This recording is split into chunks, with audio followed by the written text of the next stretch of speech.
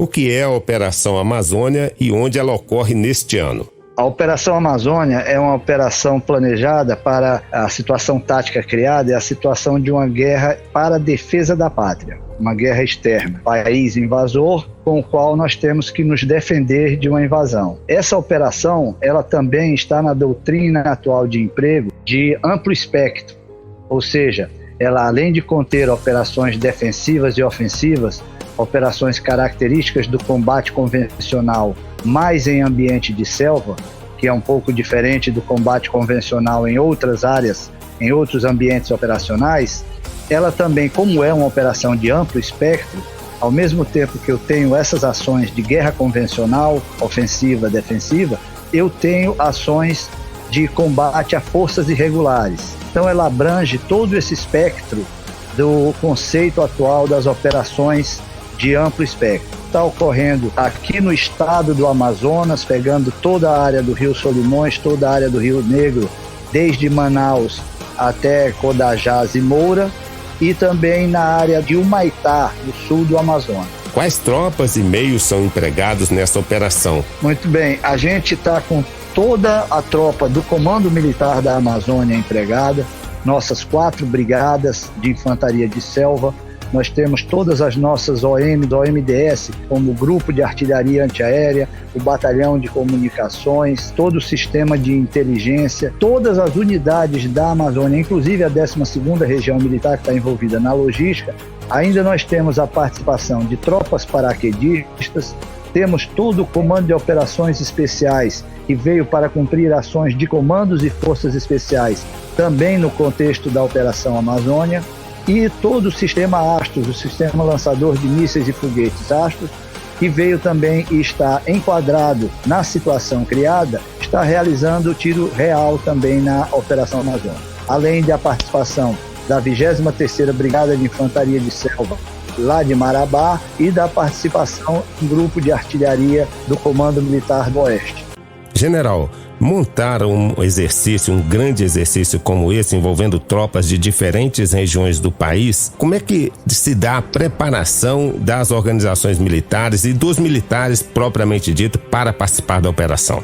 Preparação, até por causa do nosso ambiente operacional da Amazônia, onde nós temos uma dificuldade logística grande, ela se torna um pouco mais demorada.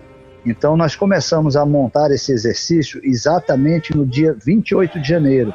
Dia após eu assumir o comando, eu já dei a ordem aqui para todo o meu pessoal que trabalha com as operações, que nós iríamos fazer este exercício. Eu já dei o conceito geral da operação e como se queria o exercício. A partir daí, todo o sistema começou a trabalhar, incluindo o sistema logístico, sistema operacional, sistema de comando e controle. Todos os sistemas envolvidos nessa operação começaram a trabalhar a partir de janeiro.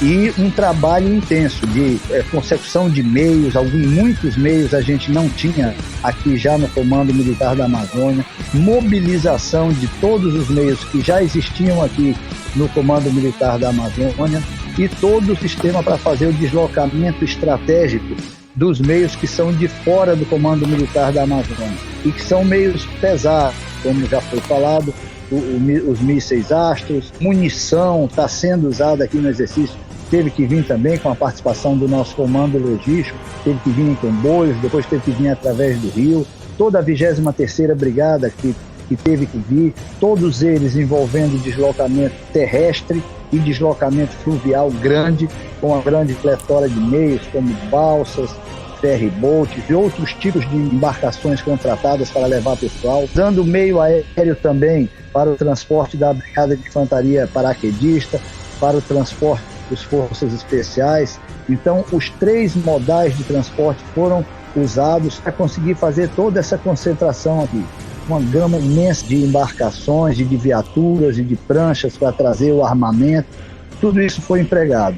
E a concentração estratégica de todo esse pessoal e material, então vieram blindados, vieram lançadores de foguetes, vieram obuseiros, veio artilharia, temos um efetivo aproximado da operação com 3.600 homens, todo esse pessoal ficou aqui em Manaus, então foi outro desafio que nós tivemos que, com a participação da 12ª Região Militar, como alojar todo esse pessoal em boas condições, porque eles passaram aqui cerca de 2 semanas antes de começar efetivamente as operações, se preparando, se adestrando, treinando, fazendo preparo específico para a operação, os quartéis que receberam, os recursos para alimentar. Então foi um grande esforço feito por todo o Comando Militar da Amazônia, mais os órgãos todos de direção setorial do Exército, o órgão de direção operacional, o nosso COTER, o órgão de direção geral, o EM, e todas as tropas participantes. Foram 6 comandos militares de área envolvidos. General, estar participando de uma grande operação como essa mexe no moral da tropa, no moral do combatente, no sentido de elevar esse moral. Não tenha dúvida nenhuma, né? Isso aí nós estávamos comentando hoje, agora que acabamos de chegar aqui de Novo Airão, onde a 2ª Brigada de Infantaria de Selva realizou uma marcha para o combate terrestre, agora estava partindo para a marcha para o combate fluvial.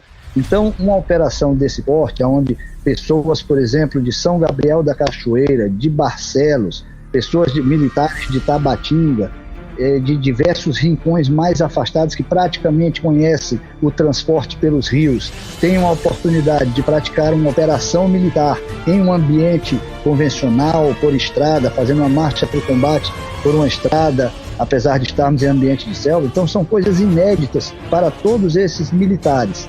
Isso com certeza vai trazer um ganho de experiência e um ganho de adestramento muito grande para eles. E todo ganho de experiência e de adestramento aumenta o moral da tropa. Ele se sente útil, ele se sente que ele está praticando aquilo para o qual ele havia sido treinado a vida toda. Os tiros realizados com todo o armamento de apoio que possa existir, tanto na brigada como outros não orgânicos da brigada. Tudo isso deixa elevado o moral de todos os militares que estão participando dessa operação.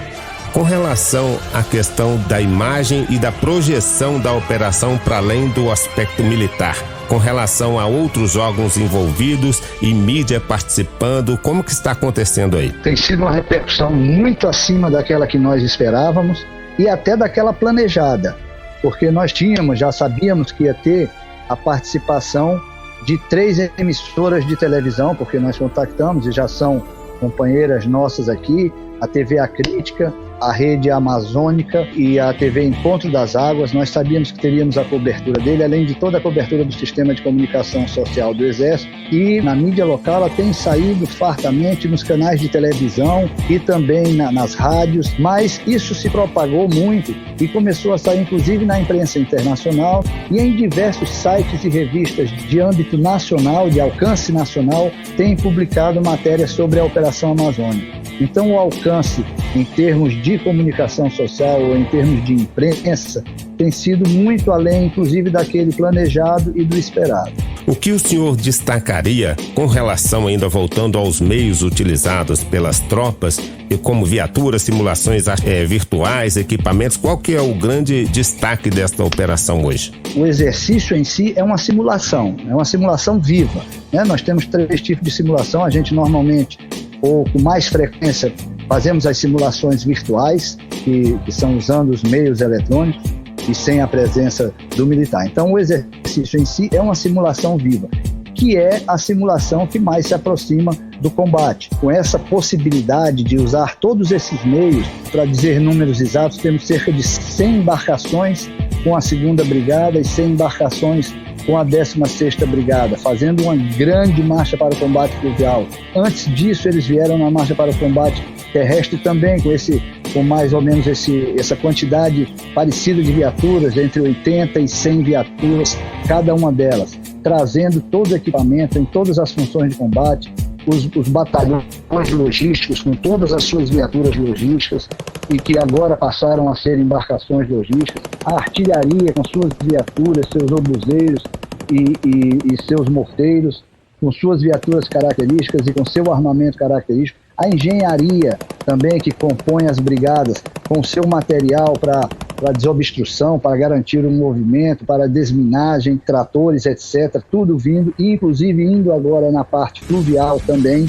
Então, essa pletora de meios que foi concedida e que está ajudando a dar o máximo de realismo possível a essa missão, é algo que também é um fator a mais que nós temos para tirar de lições aprendidas e para poder fazer com que esse exercício seja o mais real e o mais completo possível, onde todas as funções que têm influência no combate, o comando e controle é enorme.